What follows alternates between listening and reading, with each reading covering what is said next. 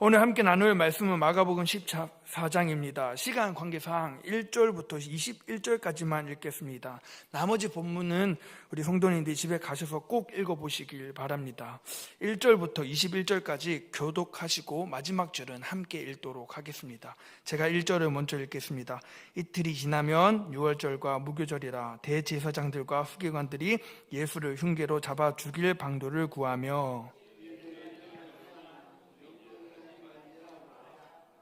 예수께서 베다니 나병 환자 시몬의 집에서 식사하실 때 한 여자가 매우 값진 향유 곧 순전한 나드 한 옥합을 가지고 와서 그 옥합을 깨뜨려 예수의 머리에 부으니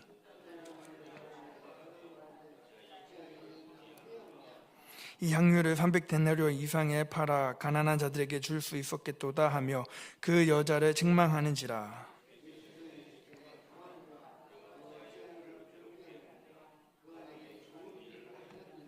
가난한 자들은 항상 너희와 함께 있으니 아무 때라도 원하는 대로 도울 수 있거니와 나는 너희와 항상 함께 있지 아니하리라.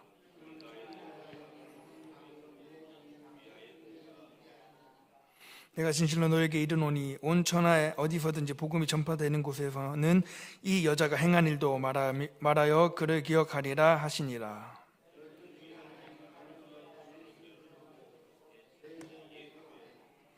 그들이 듣고 기뻐하여 돈을 주기로 약속하니 유다가 예수를 어떻게 넘겨줄까 하고 그 기회를 찾더라.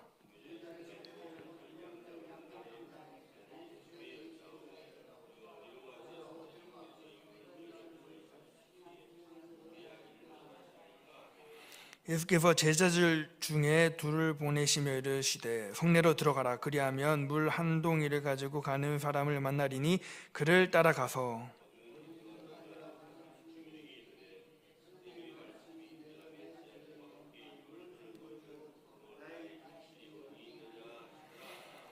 그리하면 자리를 펴고 준비한 큰 다락방을 보이리니 거기서 우리를 위하여 준비하라 하시니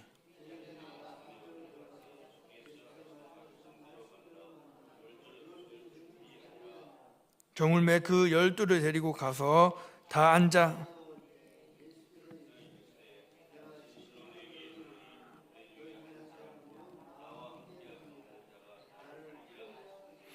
그들이 근심하며 하나씩 나는 아니지요 하고 말하기 시작하니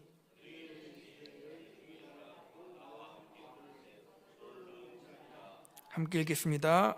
인자는 자기에 대하여 기록된 대로 가거니와 인자를 파는 그 사람에게는 화가 있으리로다. 그 사람은 차라리 나지 아니하였더라면 자기에게 좋을 뻔하였느니라 하시니라. 아멘. 아멘.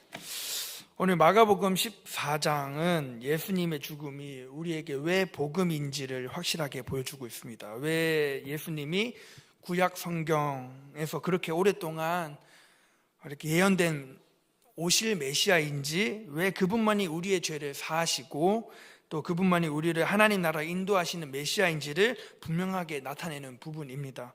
그래서 마가복음 마지막 14장, 15장, 16장의 이야기는 예수님이 배반을 당하시고 또 동시에 경배를 받으시는 모습도 나오시고 또 잡히시고 십자가에 죽으시고 그리고 거룩한 죽음과 부활까지 나타나는 장면입니다. 이것이 바로 예수님이 이 땅에 오신 이유인데, 고난받는 종으로서 예수님이 가장 중요한 사역이라고 할 수가 있습니다. 고난받는 종. 바로 예수님은 이 땅에서 배반을 당하셨고 동시에 경배도 받으셨고 그분은 고난 당하셨고 또 죽임도 당하셨습니다. 이 고난받는 종, 이 마가가 왜 고난받는 종을 강조했을까? 이것을 헤아리려면 또 이해하려면 신약과 구약을 관통하는 이 종이라는 개념을 좀 저희들이 살펴보아야 합니다. 이 종의 개념을 바로 알아야 고난받는 예수님의 마음을 좀 알 수 있을 것 같은데요. 이 종에는 세 가지 개념이 존재합니다. 첫 번째로는 주인과 친밀함을 나타내는 존재입니다. 종이란 존재는 주인과 친밀한 관계. 그래서 예수님이 고난받는 종으로서, 하나님의 종으로서 우리에게 오셨다는 이야기는 그만큼 하나님의 마음을 안다라는 이야기입니다.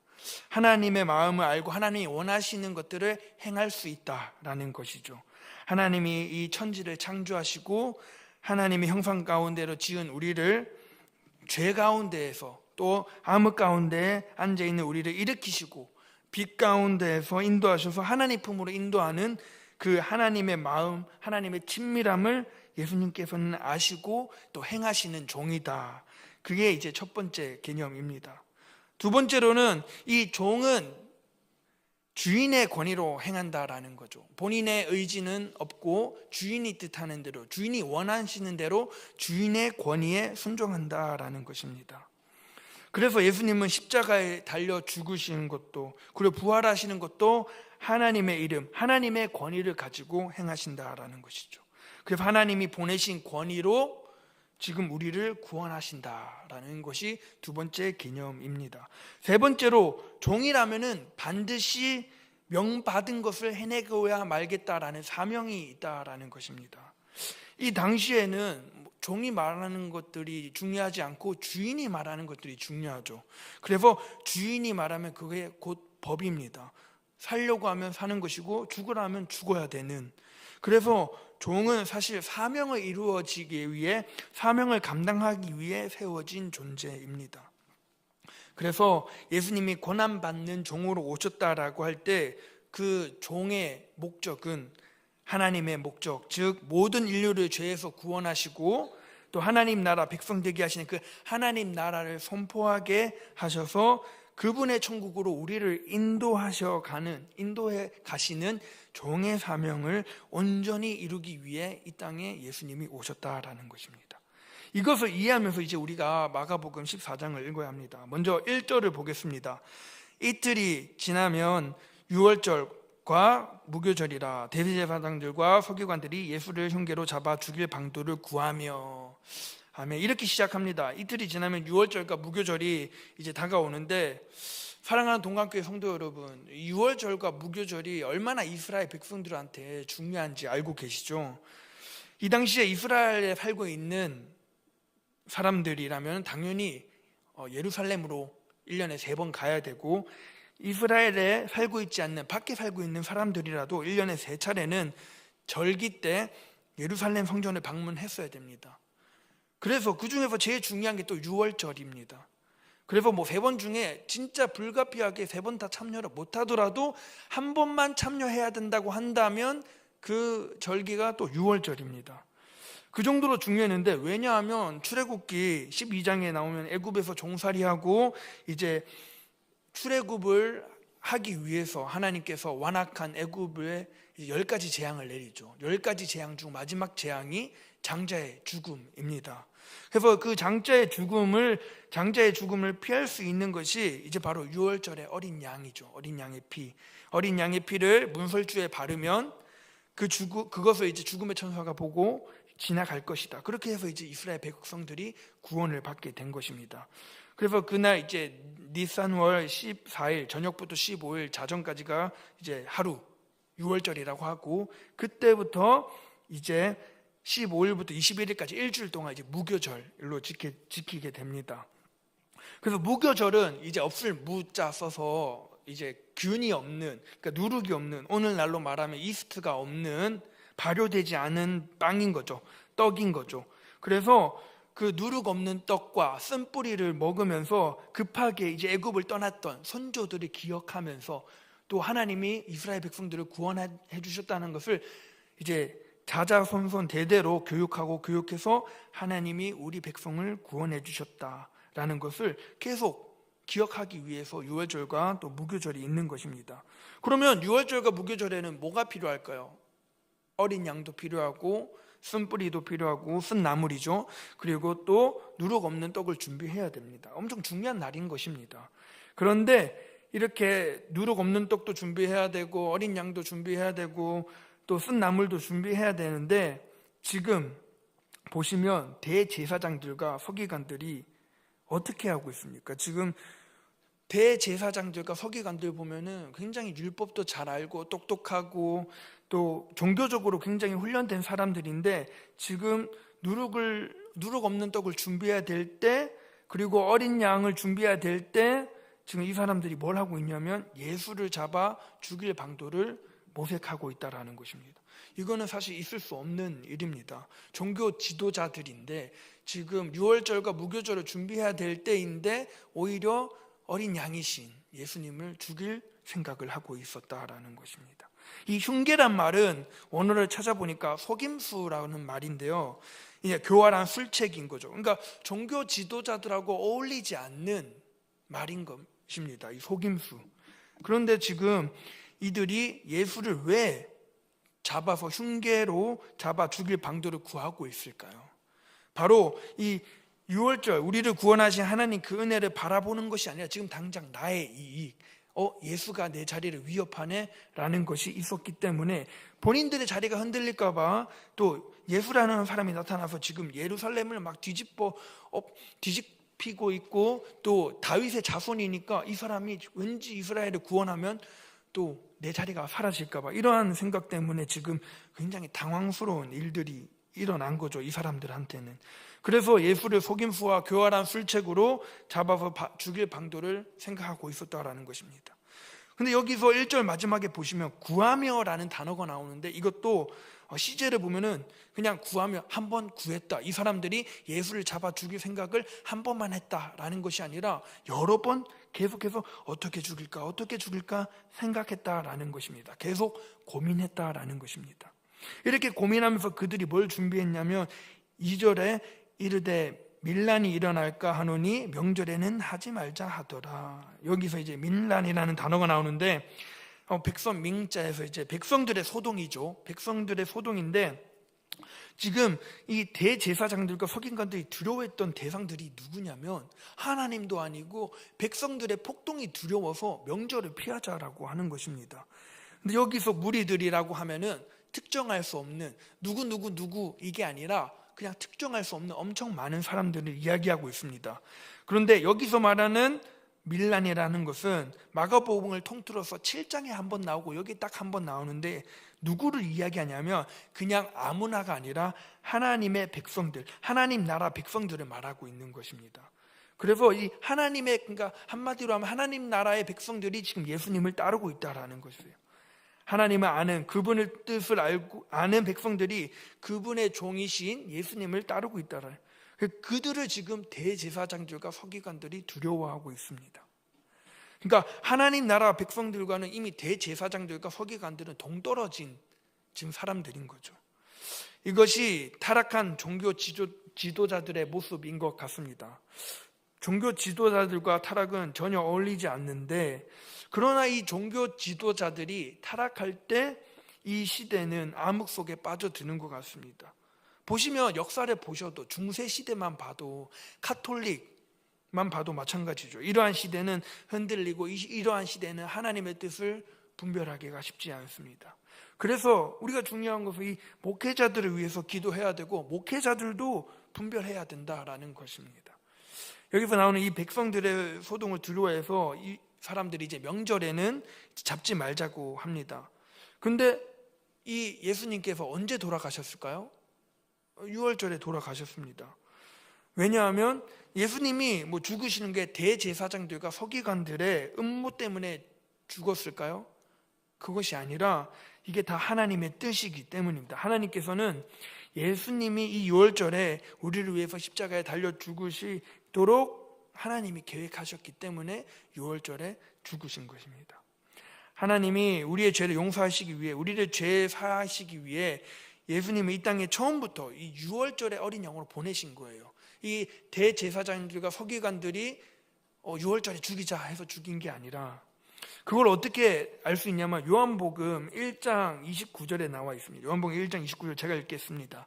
이튿날 요한이 예수께서 자기에게 나아오심을 보시고 이르되 보라, 세상 죄를 지고 가는 하나님의 어린 양이로다. 아멘.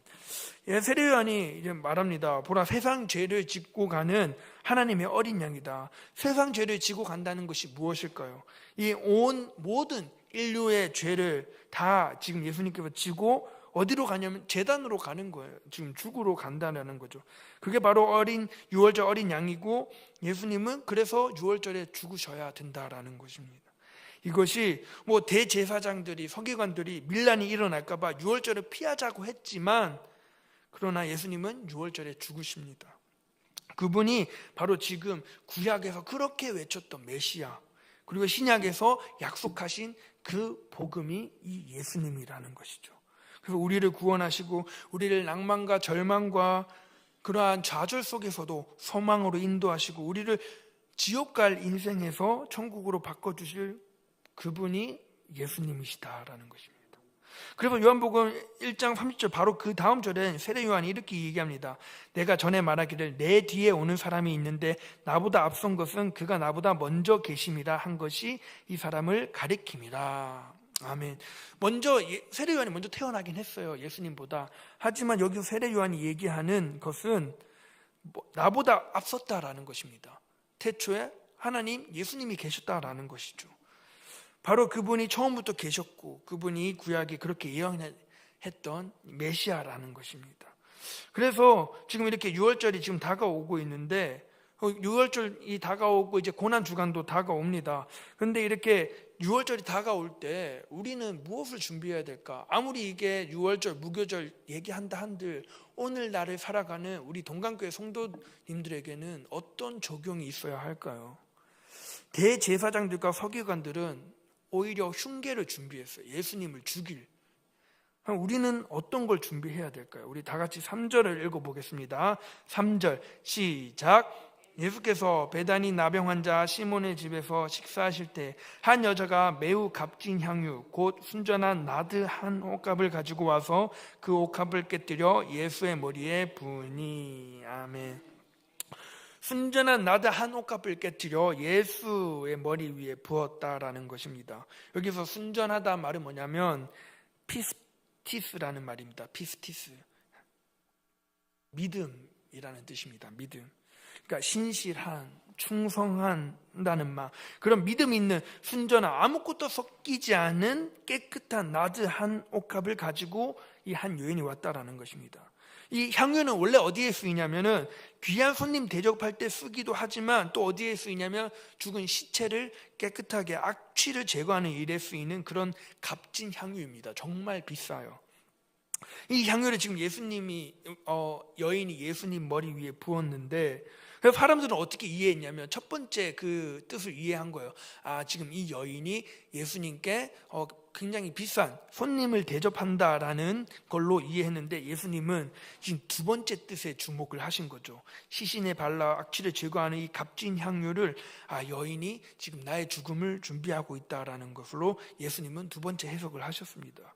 물론 여인은 첫 번째 뜻으로 했을 수도 있습니다.